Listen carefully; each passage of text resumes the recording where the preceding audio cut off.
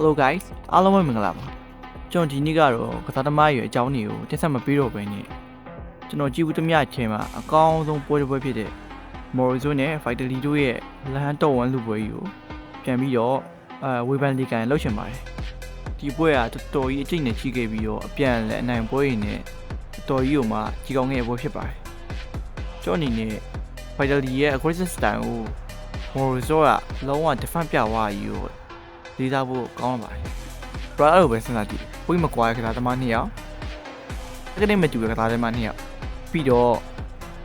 ထိတ်ဆုံးကစားသမား2ယောက်။ဆိုတော့ကျွန်တော်ပြောချင်တာအရှင်းလေးပါ။ထိတ်ဆုံးကိုပြောရင်လည်းဘရာတော့အနေနဲ့ထင်မှားနေဦးမယ်။ကျွန်တော်အနေနဲ့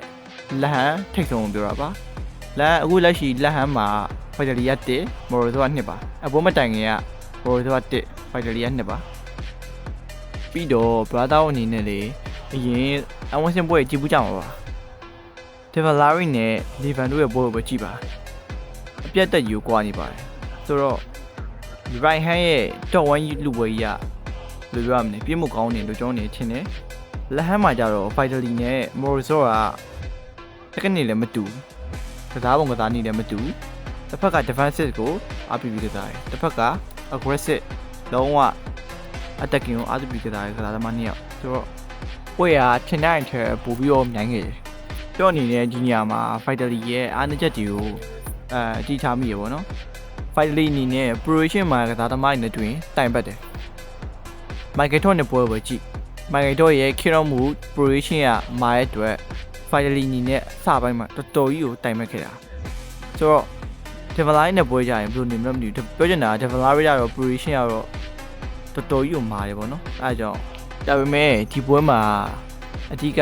ပွဲတိုင်းကို defensive ကစားရင်အဆင်မပြေဘူးဆိုတာကို Morrison ကတက်တည်ပြသွားတာပါ